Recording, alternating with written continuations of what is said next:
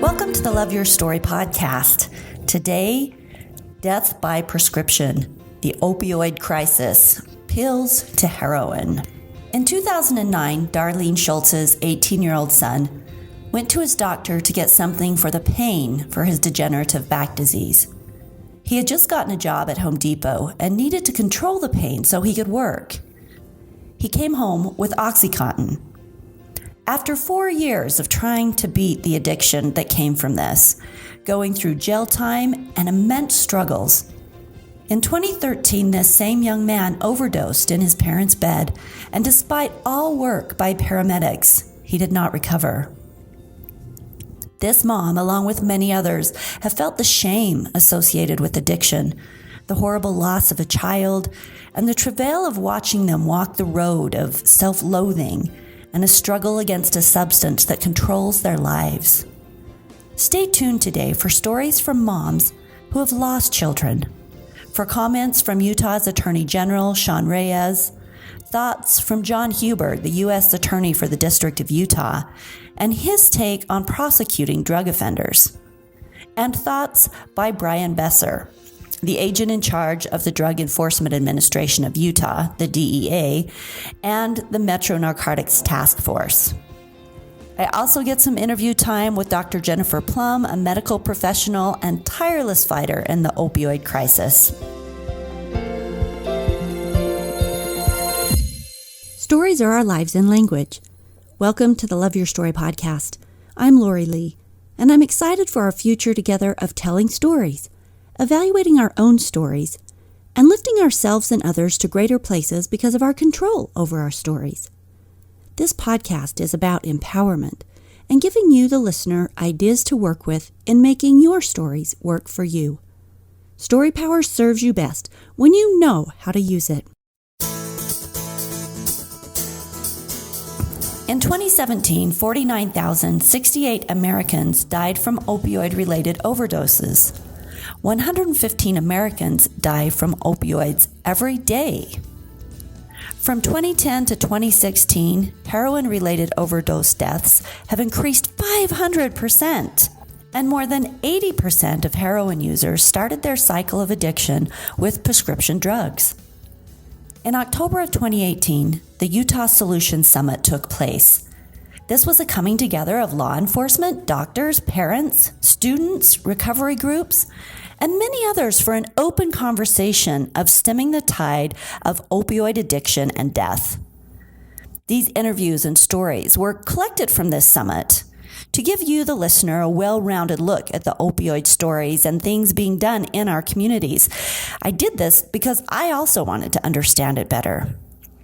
In this case specifically, I'm looking at the state of Utah. And the state of Utah has made tremendous progress because of the willingness of all of these parties that we're talking to today to work together. Have you wondered about the opioid crisis and the billboards that you see along the freeway telling you to get aware? These are all over the United States because this is a broad spread problem throughout the country. Today's episode will give you some insight. Some of these comments are coming from panel discussions, some from interviews. You may hear background noise, but here we go. Brian Besser with the Drug Enforcement Administration talks a bit about the problem. Well, we just have this burgeoning heroin and opioid epidemic that is sweeping through the state right now, and it's claiming the lives of so many Utahns. Last year alone, we lost just under 500 Utahns to opioid-related overdose deaths. If we take a look at drug-related overdoses in general, we lost well over 600, and we're probably losing almost 50 Utahns a month to the opioid crisis.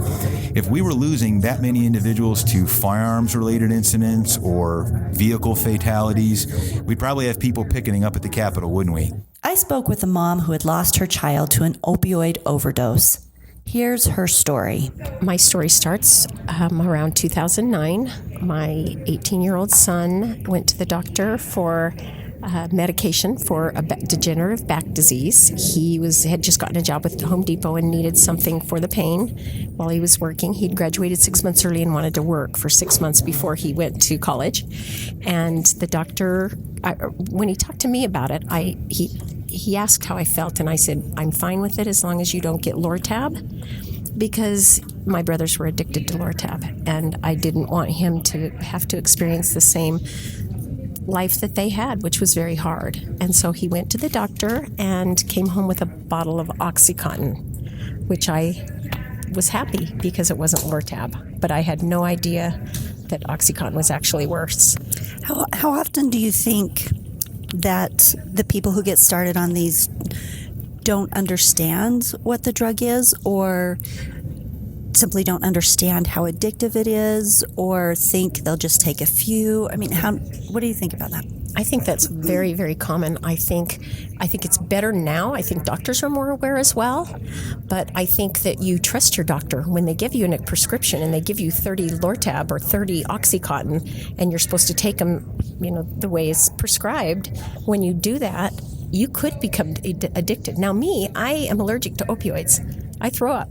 I don't take them. I can't take them. So I never really understood that this could happen to somebody, and that quickly. So, go on with your son's story. Okay, so after about 6 months of using oxy-cotton, he was cut off by his doctor, and he turned to heroin. And I knew this. I found this out that he had been struggling, and I did whatever I could as a mom to stop it. Basically, what I did is I did the logical thing. I locked my tinfoil in the safe because that's what he smoked the oxy-cotton on, or the heroin on, and that's what made sense to me. Is if I lock this up, he can't get it and he won't use. Not thinking 7-Eleven's a block away. And that's the thing parents do. They will do anything, anytime to save their loved ones. And I did some pretty crazy things, including chasing down drug dealers and anything to stop this from continuing. He didn't like the addiction. He wanted help. He asked for help. We put him through many treatments. We went in vet a lot. I bailed him out. A lot because I didn't want him to have a record. I didn't want him to have bad credit. He ended up with a record and bad credit. And it just goes to show that everything I did, nothing I did was helpful. All it did was help him continue to use. How long do you think, and this is probably different for everybody with their personal chemistry, but why was he on it for 6 months? He was working at Home Depot, and the back pain was just continual. He has the same back disease that I have. I can manage my pain through physical therapy, and I've never taken anything stronger than Tylenol. I don't even take ibuprofen. So they gave him oxy-cotton as a continual thing to use to modify that pain. As a teenager, he had the struggles with his back as well, and I tried to control it with ibuprofen and physical therapy. But once he turned 18, he decided, I need something more. And he went to a doctor on his own, and I was okay with that as long as he would not get the Lortab. That's what I was so worried about. So they will prescribe oxy-cotton as an ongoing They did pain this. control. Now, this was 5 years ago. So today it might be a little bit different. I think they are more careful. But he was on it for a good 6 months. And maybe not quite 6 months. Maybe it was about 4 months because he did walk with his class. And the addiction had already started, and a couple months later is when it turned in. I think I take that back. It may have been around 4 months because he was buying oxy-cotton off the street before heroin at $80 a pill. And when that got too expensive, that's when he moved to heroin. So he continued to do the oxy-cotton until he couldn't afford it anymore. And so how long did that last for him? He was in and out of treatment, on and off. He hated the addiction. He hated that. He wanted his life back. We wanted his life back. And we did everything as family members that we could to help him with this. And I found an organization called USARA, Utah Support Advocates for Recovery Awareness, and they had a family support group that was helpful to me. It taught me how to live with somebody that's struggling with a substance use disorder. They taught me how to communicate and interact in a positive way to help them engage into treatment. And I started making changes in my life, and when I started making those changes, he saw those changes and he began to change. He started seeking out his own treatment. And I believe that everybody has their own path to recovery, and I think they're much more successful when they choose that path. His path was medication-assisted treatment. He got on the medication called Vivitrol, a once-a-month injection. His only, I hate the word drug of choice, but his only drug of choice was heroin or opioids. So Vivitrol was a very good medication for him because that's what it's used for. That's what it was used for. It blocks the cravings. And he Did went it on work? that. It worked wonderful. And he used it for 13 months and did fantastic. But my mother passed away, life got in the way, and he went off the medication and a couple months later relapsed, and relapsed pretty hard. But then again, that's when he got arrested. And when he called us from jail, he said, please set me up for a Vivitrol shot. I want to go back on Vivitrol. He knew that it worked. So straight from the hospital, because you have to detox 10 days off of any opioids before you get the Vivitrol injection. And so he had to be off for 10 days, and he was in the jail for 10 days, so he was detoxed and ready to go. So he got the Vivitrol shot right when he got out, and he was 150 days without using. And he had talked his psychiatrist into letting him go off of it. And we didn't know this. We thought that because his life had gotten right back on track and he felt very strong, but he had a little hiccup and he hit a little roadblock and used. And we thought he was still on Vivitrol, but he was not. And he overdosed in our home. We found him in our bed, overdosed, and this was before naloxone or Narcan was available. And we did CPR, we did everything we could to save his life. The paramedics came, they worked on him, gave him the Narcan, and it was too late.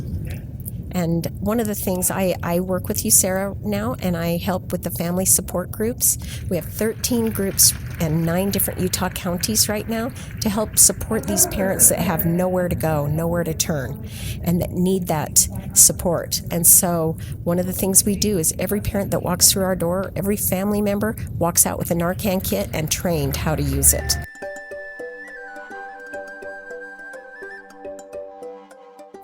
In a panel discussion loaded with the heavy hitters, namely Sean Reyes, Utah's Attorney General, John Huber, U.S. Attorney for the District of Utah, Brian Besser, the DEA agent in charge of the Drug Administration in Utah, and Dr. Jennifer Plumb from Utah Naloxone, some pertinent questions were discussed. Bountiful Chief of Police Tom Ross, the moderator of the panel, starts out. There isn't anything that I talk about or deal with on a weekly basis in my profession that doesn't somehow touch on these issues. And because of that, it's incumbent on us as citizens of the state and as leaders to try to come up with better ways and maybe new ways of addressing these problems and issues. And at the same time, especially on the law enforcement side, although enforcement is very important, especially when you're talking about distribution and the amount and level of drugs coming into our state, having law enforcement be a partner in the treatment side and helping those that are suffering from these addictions and opioids and heroin understand that I'm not sitting here in judgment of you. I learned a long time ago, my first 3 years as an officer, I could have been the person in the seat across from me. And as I came to grips with that reality, I have always looked at those that I'm talking to, victim or criminal alike, in a very different light.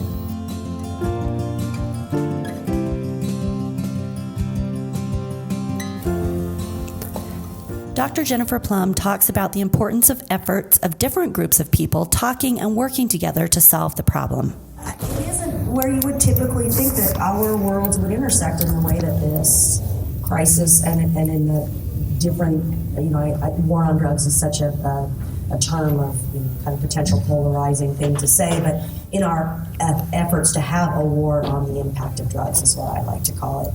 I've realized, I have a stethoscope and I have naloxone and I have ears and I have a heart, and I don't have what these folks have, which is, we live in different silos in the worlds that we live in, and I think through the past decades we've stayed too siloed, and that has allowed a lot of harm to come from people not understanding each other's perspectives. When I got into this realm, I will admit wholeheartedly, I do almost in every lecture I do, that I thought law enforcement was going to be one of the biggest barriers that I would face in getting naloxone into people's hands and into empowering community members to save lives. And without a doubt, law enforcement, criminal justice, that system has been our biggest proponents, been our biggest kind of nudges forward to give us legitimacy and to allow folks to believe this is okay. And had that not happened, I think that these partnerships, not only would I have not benefited from that, but then perhaps on the enforcement side, they wouldn't have benefited from hearing some of the more human stories that I have to tell, or that people in my shoes have to tell. So it's such an honor to be here, but also I think it's such a good telling sign of the direction that we need to be in. Utah is one of the few states that's actually experiencing decreases in its overdose death rates. And that is not due to any one effort in specific. That is due to an entire community being willing to jump in. Amber Baum stood on the stage at the Opioid Summit here today and shared with thousands of people the story of the loss of her daughter. When I spoke with her after, I got this personal retelling of her story. And my daughter's name is Mackenzie Baum. She went by Kenzie. Really just my firstborn daughter, very normal childhood, very happy little girl. She was almost like my twin in the regard that she loved to do everything I did.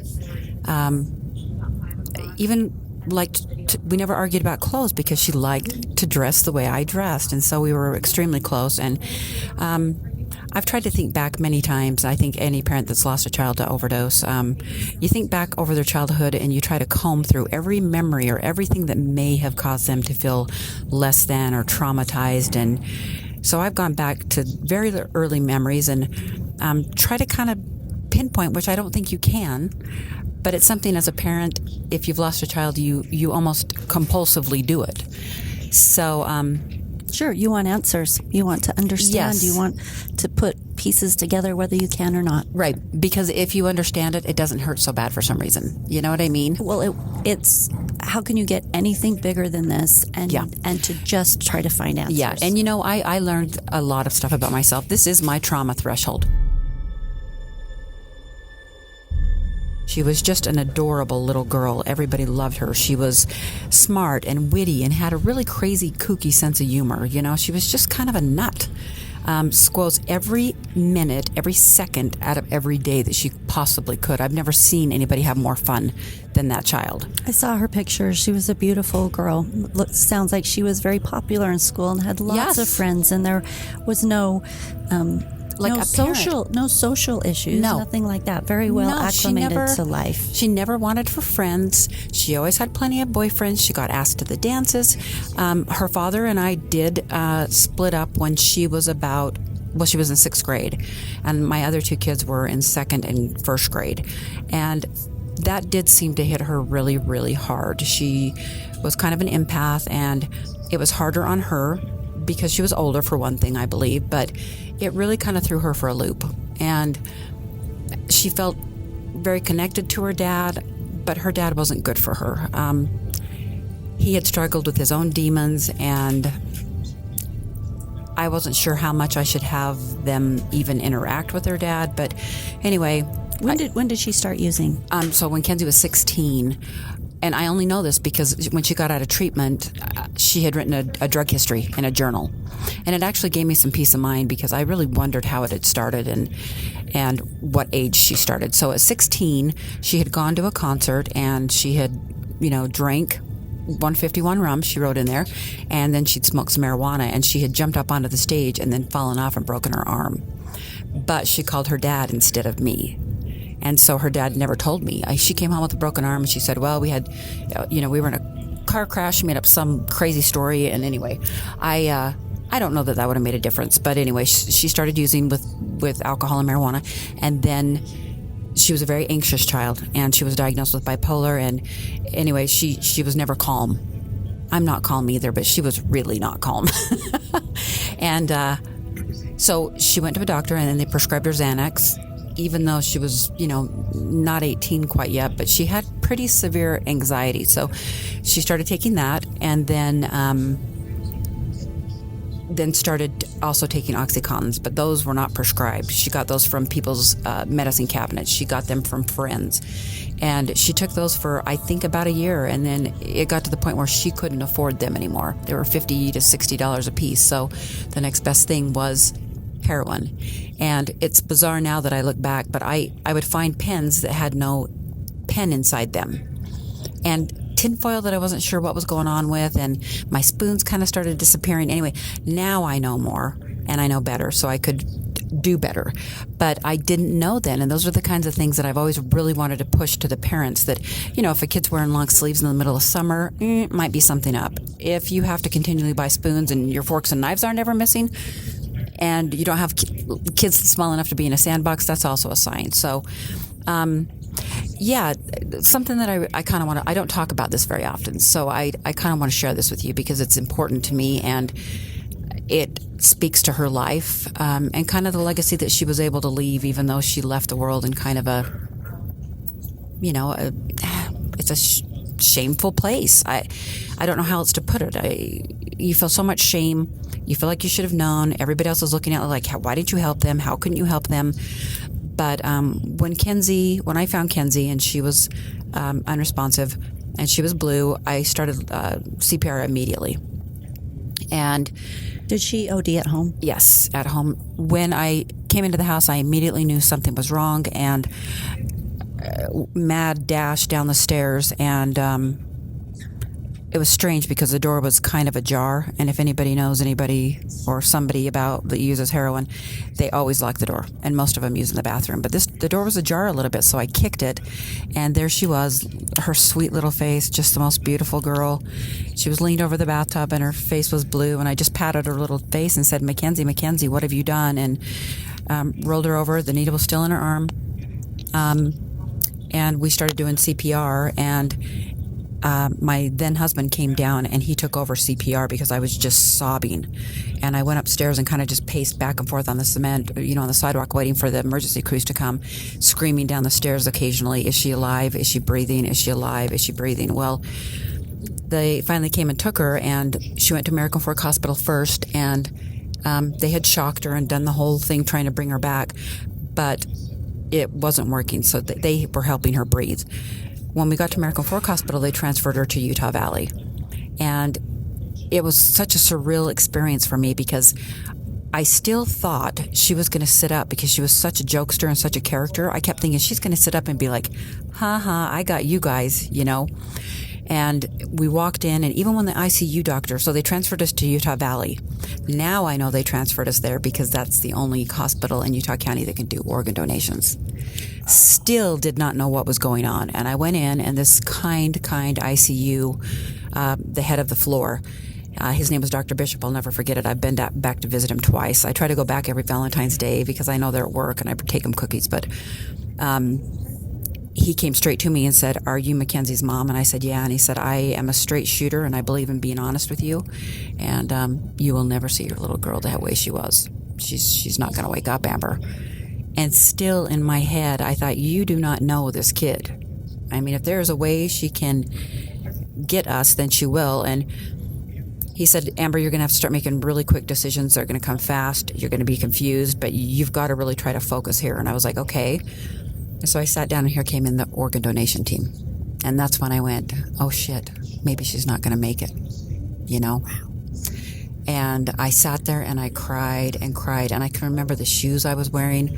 I remember a drop of my tears dropping right into one of I had those retro Vans, dropped right in a square on my shoe. And I remember thinking, I am never going to forget this feeling. It's never going to go away. And I'll be honest, I mean, my life has never been the same.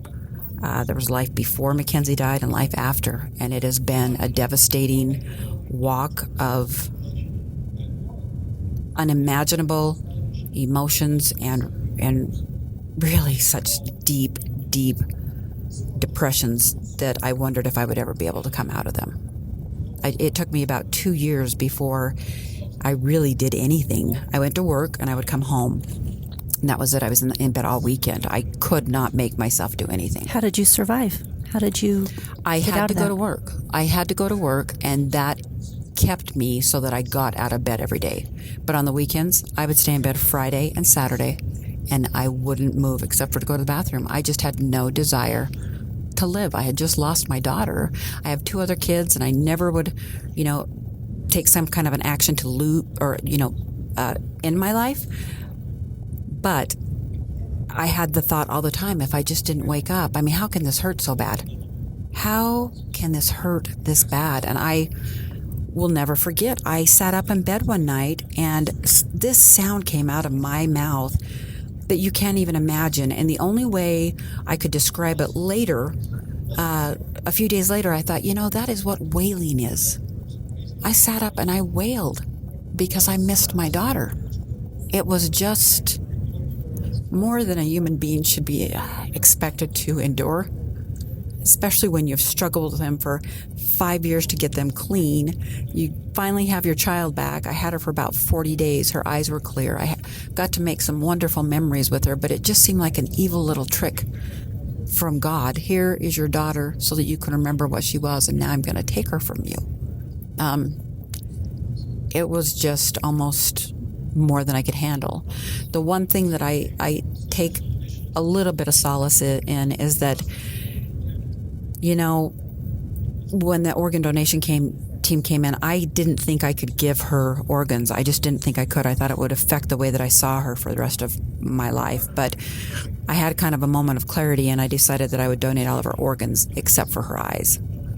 I could not imagine them taking those beautiful eyes out of that beautiful face. So they did the test, and everything in her body, every organ was pristine. Don't ask me how. But she was able to save 9 people's lives, I have a letter from the lady who got her liver. Her name's Beth.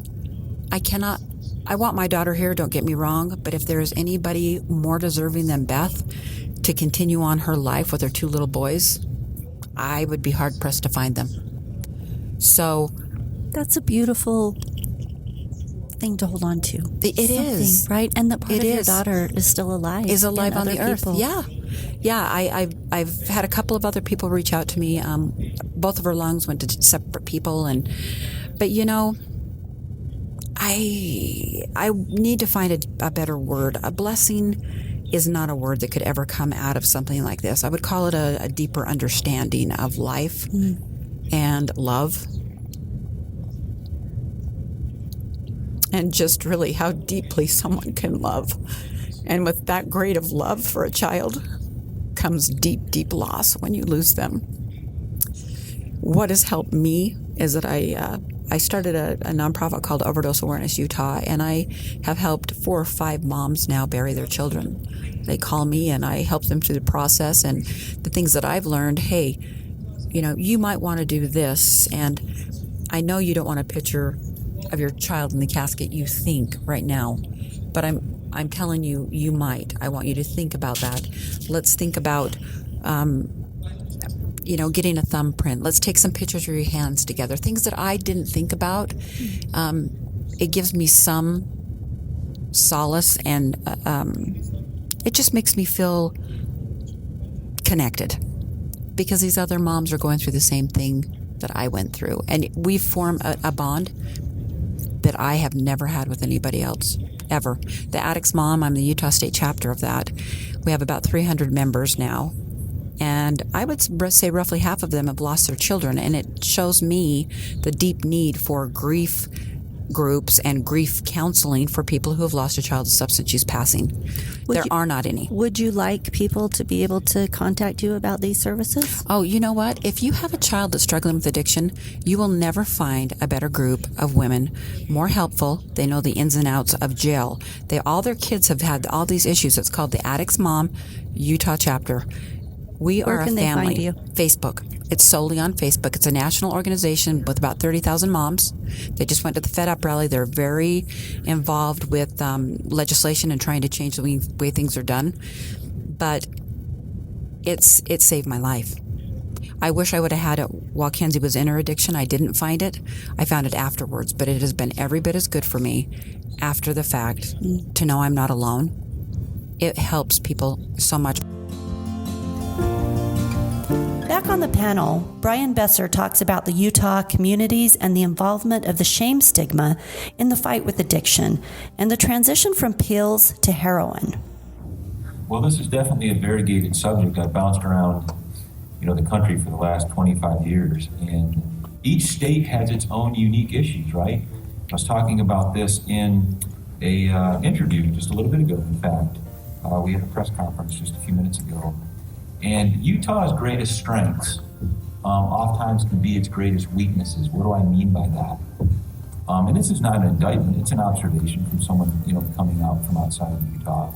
Utahns have, for some reason, they have a prescription pill problem. We do here in Utah. That's what we're calling it out. America, sadly, has an insatiable appetite for drugs. That's a sad reality. We're only 5% of the world's population, but we consume over 25% of all the drugs in the world. We consume 99% of all the world's hydrocodone. Think about that. So we're a little out of control when it comes to the drugs. Getting back to my comment about Utah, we are a faith-based society. We are a family values-based society. Those are strong pluses. But they also, if you flip that coin, when you have communities like that, the shame stigma can be great. There's a price to pay if you err, so to speak, and you end up falling inadvertently into addiction. So what I see oftentimes, I tell people, with Utahns, drugs that come in a baggie, your cocaine, heroin, methamphetamine, those are naughty. We're good people, we don't do those. But drugs that come in a bottle with a doctor's prescription on them, a little bit different. Those are oftentimes voraciously consumed in the home, and that is what I see. That is why the cartels have taken a vested interest in the state of Utah. They're not going to dump their good quality heroin in a place where it's not going to get used. They're going to put their good quality product in a place it's going to get chowed down. It's just that simple. 80% of our heroin users started with what? Prescription pills. That's exactly right.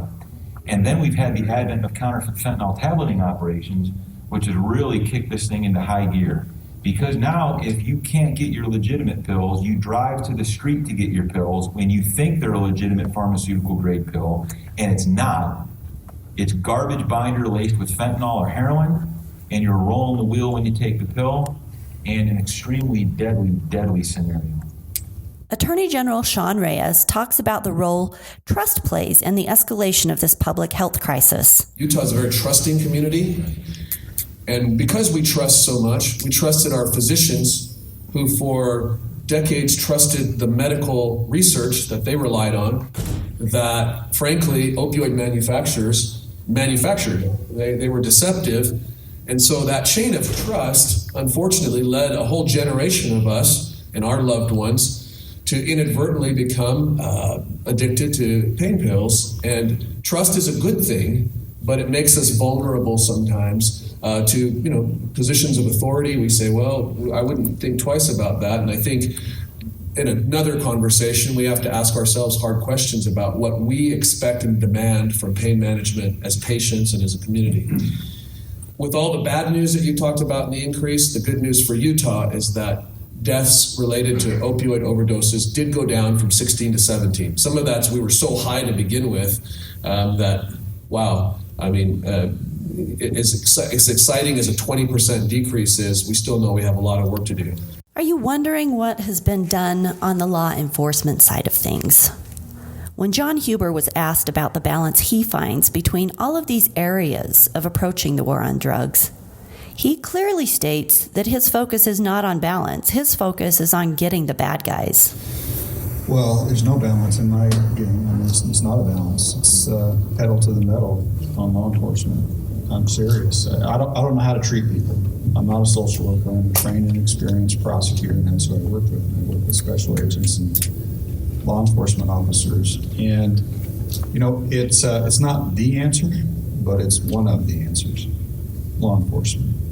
And you talk about enforcement, prevention, rehabilitation.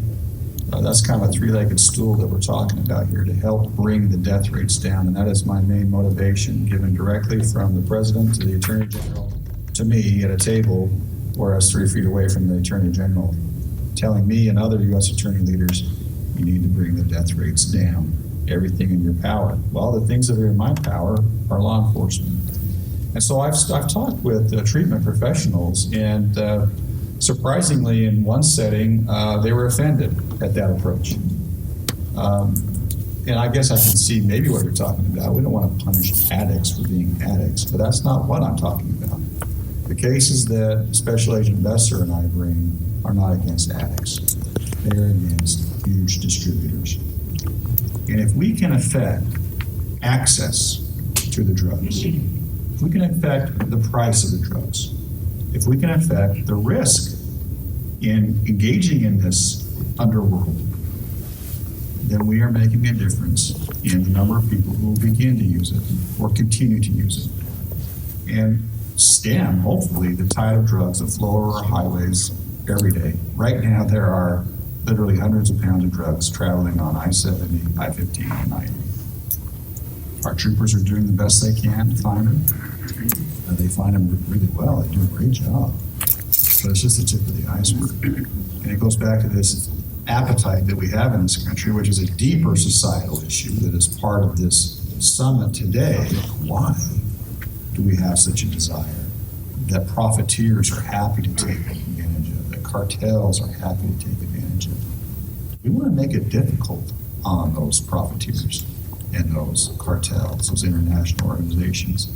Sounds scary and far off, but Special Agent Besser and his partners, and it's been referenced, vaguely here, Conwood Heights, basement, 20-something-year-olds, smart kids, some of them LDS backgrounds, otherwise good homes.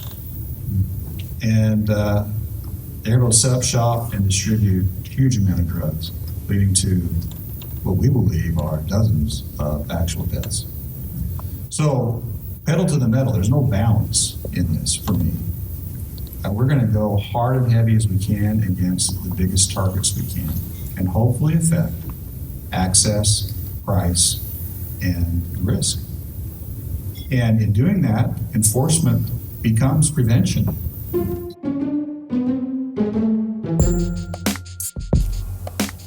Attorney General Reyes talks about the success Utah is seeing. We've been working collaboratively, and law enforcement has changed its paradigm about viewing this as merely an incarceration situation, a law enforcement issue. We have started to accept as society that it's a public health crisis. Our president has declared that. He's deployed assets. We understand it's a disease, and so hopefully we'll treat it like other diseases, like if somebody contracts cancer, is dealing with that. Brian talked about eliminating judgment and shame, letting people be honest to come out and dialogue and get resources that they need. All of those things, I think, are starting to help us in Utah see a change. And I don't know if you all realize, but a couple weeks ago, the White House actually highlighted Utah as the example for the rest of the nation on how to attack these things. And it's because of what John Huber is doing in his office, because of what Brian Besser is doing in his office, and frankly, the Department of Health and all other partners that we have coming together. And they say, what is it in Utah? There's something special. And that's what this conference was about for us when we created it. That in spite of all the bad news, and there were some really ugly, raw stories. There were 40 mothers and fathers on the stage earlier today talking about losing their children within the last couple of years. And the most horrific part of some of that was they could see that this was happening, and they couldn't access resources, or laws prevented them from getting the help that they needed, and they could watch like a train wreck their loved ones shrivel up and eventually pass away. This conference is about hope, connecting ourselves as a community, connecting our agencies, connection. It's called Instead because we wanted to talk about everybody has something they're passionate, they want to love and live life about. Instead of being addicted, let us choose life instead of death. Those are the themes that we emphasized together as partners. Eliminate shame. Let's get connected as a community, and let's make sure every person, whether they're children or youth that listened earlier or you all, to know that you're not alone. You have a community of family behind you, and that you should never feel so isolated, that death is a better alternative, or that you can't access resources. We want to help you with that. So long answer, Chief, but that's why I believe Utah is bucking the trend and seeing a continuum of hope, while the rest of the nation is really right now gripped with the carnage and the devastation of the opioid addictions. Back at home, this is why we are fighting the war. My name is Tina College, and my son is Casey College, and he passed away on December 31st, 2017. Casey was my oldest child, spunky little stinker, always had so much energy and full of love. How old was he? His birthday was on the 25th of December, so he had just turned 26, and then he passed away on the 31st. He had started struggling with addiction around the age of 15, was struggling in school, kind of turned to that kind of thing, and that kind of went from there. Do you know what drugs he started using? Was there a gateway drug? He started just with marijuana. I shouldn't say just marijuana, but yeah, he started with marijuana. As far as I know, I don't really know a whole lot about pills until later on, more into his addiction. Once we started going through counseling together and treatment and doing things like that, that's when I learned more. So unfortunately, for probably the first year that he was even using. Did you know he was using? Probably not for the first year, no. I think so. He started when he was 15. I didn't really know until about 2 months before his 16th birthday, so 9 months in. What drugs did he end up being involved with all the way along? Unfortunately, at the very end, it was meth and heroin. So, and he had gotten into meth and heroin. Well, not heroin. He got into meth when he was around 18. Got into some trouble with the law, and we had went through that battle going back and forth of, him being in jail and in treatment. We put him in many treatment things.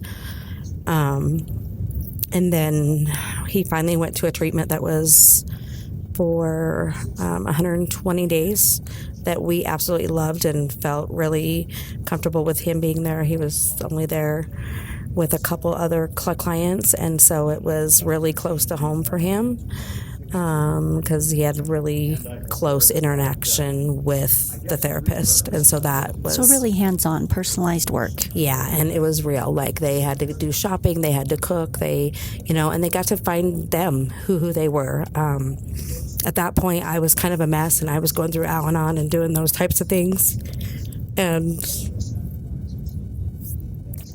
I think at that point is where I realized that I wasn't in control of anything that he was doing, and I couldn't control what he was doing, and I just made the decision that all I was going to do was just love him to death, basically. I wanted to love him enough that he would love himself, because he seriously he taught me so much in his short time that he was here.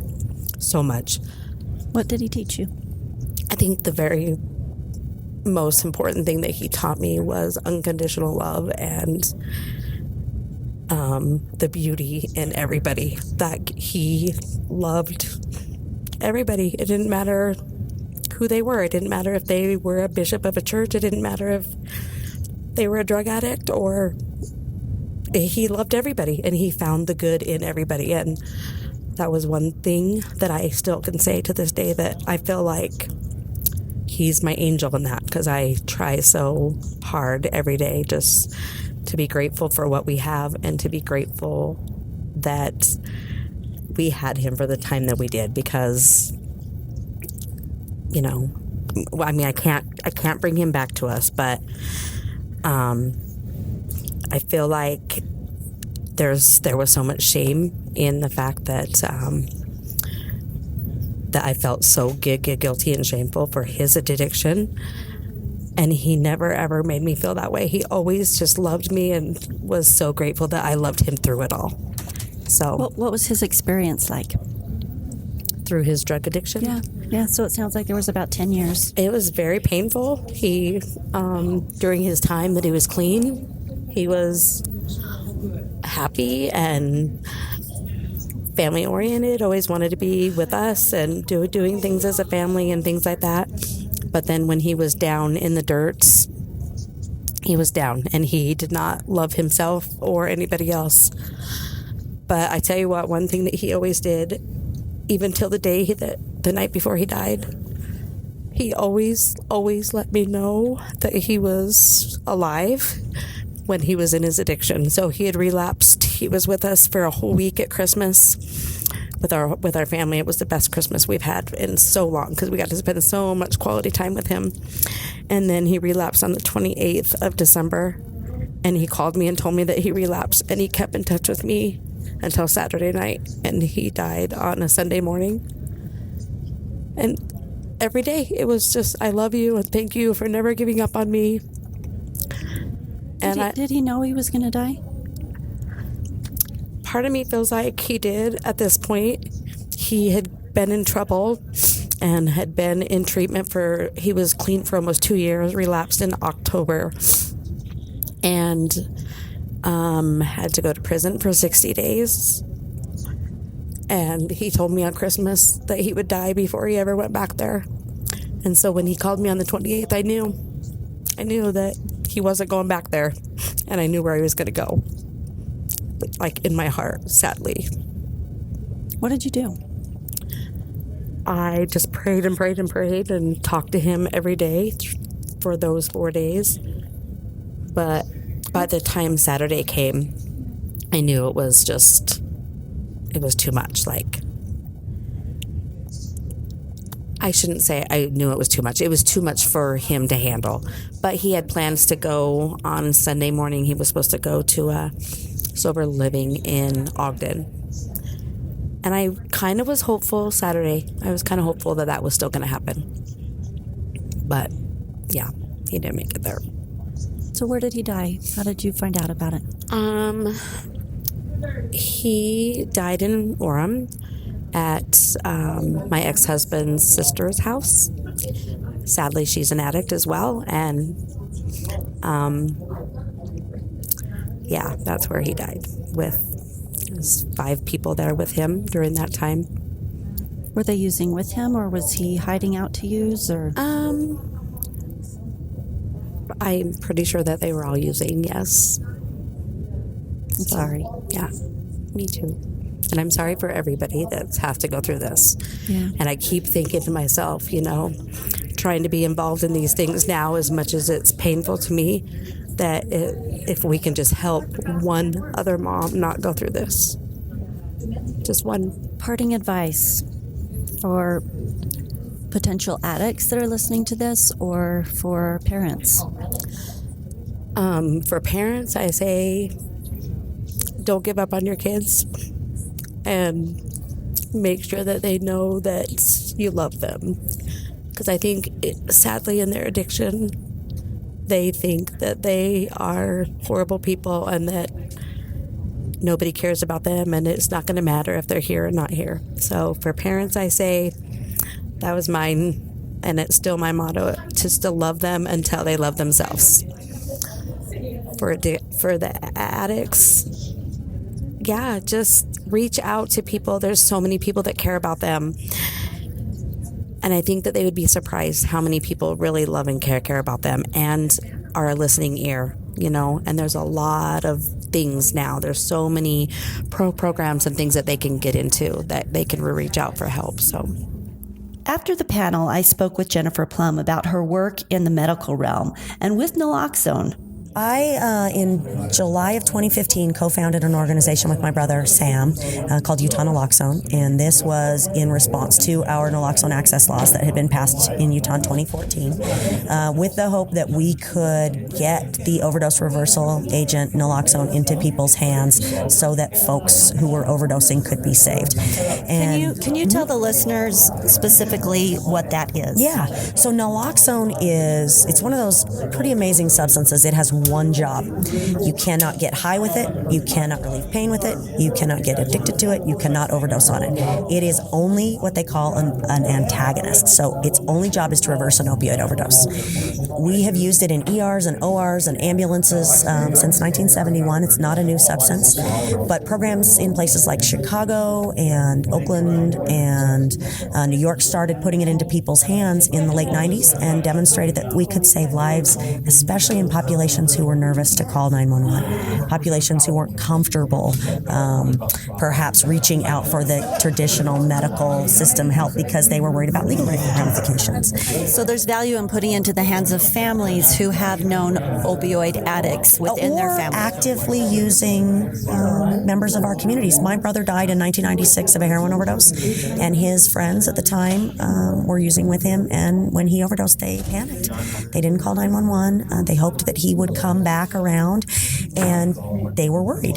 Had they had naloxone, I have no doubt, at least on that day, that he would not have died. Now, would that have saved him forever? Of course, that's way too much to ask, but I have no doubt that day he would have survived. And so family members that know folks in their communities or their families that are at risk of opioid overdose, that means people who are actively using, that means people who are in recovery, that means people who take chronic pain meds, that means kids who are around in the homes of all of these. One opioid pill can take out a kid. Should all be, I think, prepared with naloxone like they are prepared with a fire extinguisher. So how do people get it? So in Utah, we passed the laws in 2014 that made it legal to prescribe it, and you could go get it at a pharmacy. We thought, okay, this is a great start, right? It's going to be like a flu shot. You can go get it. Except that it's not that simple. There's a lot of stigma. There's a lot of shame. Right now, then, we went back in 2016 to make it legal so that opioid overdose outreach providers could give naloxone to anyone they deemed either at risk or at risk of witnessing. So you can't save yourself from an overdose. Somebody else has to be prepared. So it didn't have to be a medical personnel. Exactly. It could be anyone. And so now that's what Utah Naloxone's goal has been, is to get naloxone in as many places that are comfortable for community members. Now, Salt Lake County, for example, all 18 of their libraries have naloxone kits that people can go get. We have EMS providers who will leave kits on scene after a reversal. We do active outreach within communities, be that homeless populations or very nice neighborhoods where there's a lot of community members at risk that folks are concerned about. We educate law enforcement officers. We have 65 law enforcement agencies that now are carrying naloxone so that they can potentially save a life before EMS even gets there. Can you share a story about using it that you have been a part of personally? Oh gosh, I as an ER doc, I've used it more times than I could even count. Those probably aren't the interesting stories because that happens every day across America in ERs.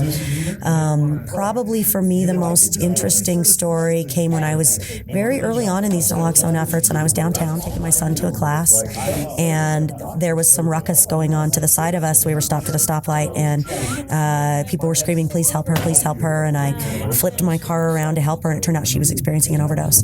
I had a naloxone kit in my purse. This was literally in the first couple of months of these efforts. We didn't have a lot of naloxone yet. Is it a shot?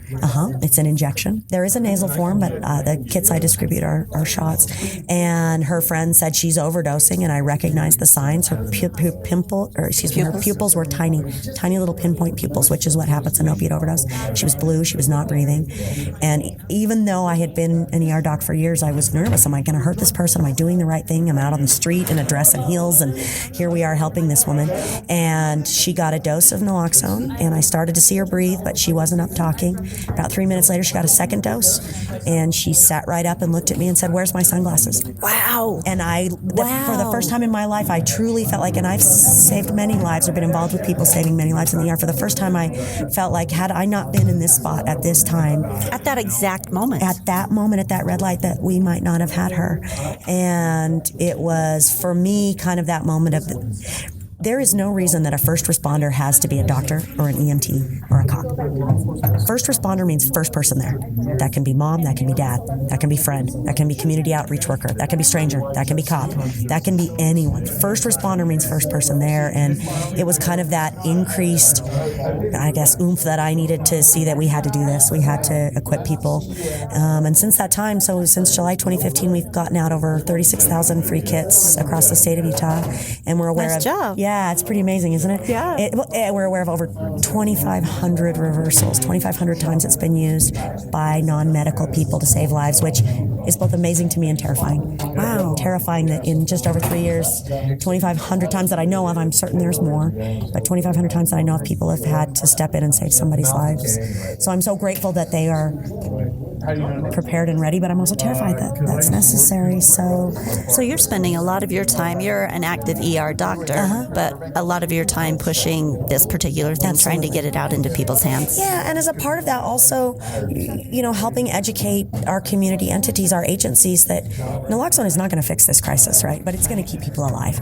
And while I'm hoping that communities continue to work on keeping folks alive, we need to set up the treatment resources. We need to set up the structure of the system that will not just keep abandoning people to go down this path again and again and again. So I've been really lucky to be able to be in rooms at sometimes uncomfortable tables with folks who don't come from a world that I come from or from thinking like I come from. But we won't win these battles by just saying they don't think like me, I won't talk to them. We will only make changes by being willing to educate each other and learn from each other, and sometimes saying, I don't see it that way, but thank you for sharing it. It has to be an open conversation because there are so many different, like we did today with law enforcement and medical personnel. And well, like when I was uncomfortably but willing to say, to the Attorney General or to the U.S. Attorney, I hear what you're saying. You want to investigate death scenes, but we have to make sure we don't discourage people from calling 911 by being too heavy about that. And I think we can respectfully have those dialogues and we can hear from each other. We have to, otherwise there's not enough collaboration. Right. Absolutely. So if people want to get a hold of that, listeners thinking, I want that, where do they get it? Utah Naloxone, our website, so it's just utahnaloxone.org. They can contact us through there if they're in a community where they're not sure where to get it. If they do happen to be in Salt Lake County, it's in all of the Salt Lake County libraries. Is it covered by insurance? It is covered by insurance, but some folks are not comfortable having that quote-unquote on their record. So many are. If they are, I can call in prescriptions, or there are pharmacies where you don't need a prescription. On our website, there's a pharmacy locator as well. And if people are in a geographic area where they don't know how to find it, or there maybe isn't an option for them, we will find a way to get a kit to them. Thanks, Dr. Plumb. You're very welcome. Thanks for the opportunity. As we wrap up, one of the moms, Darlene Schultz, leaves us with a tool.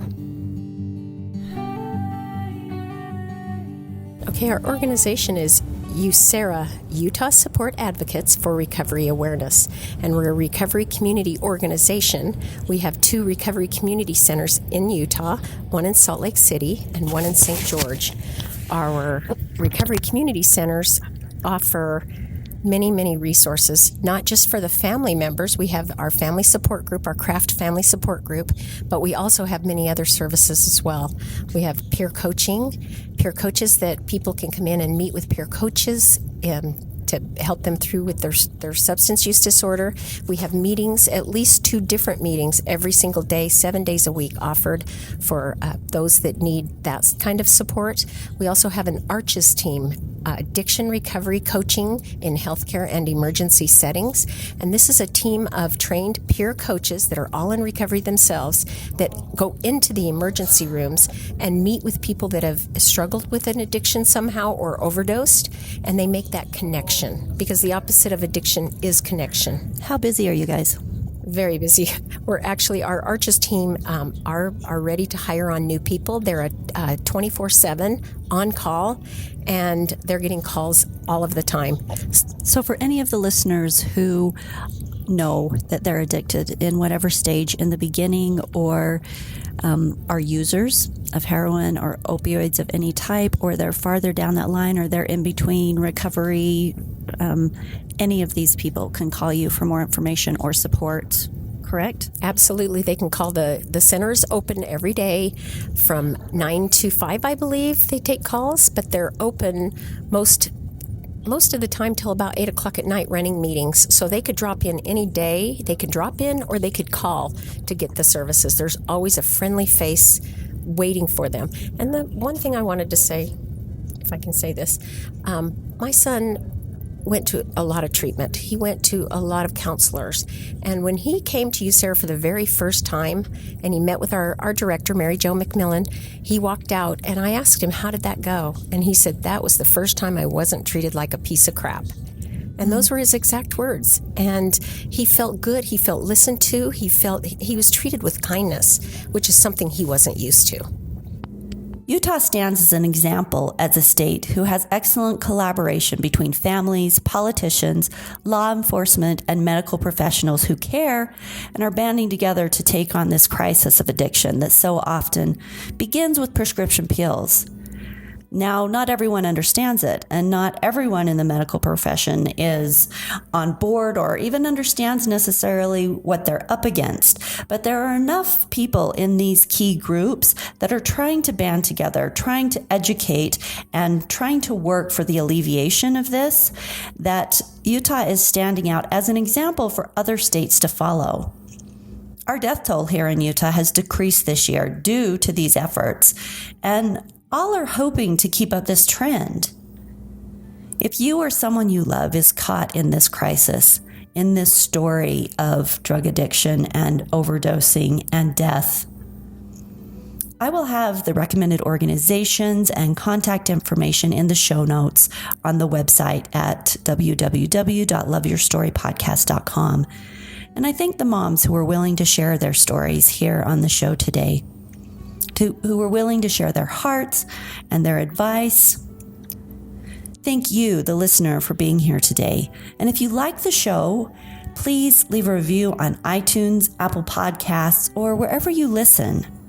And if you know someone who needs to listen to this episode, share the love. Share the love, pass it along to as many people that could use an education in this topic or would like to hear more about it, or maybe are dealing with something and could use the resources.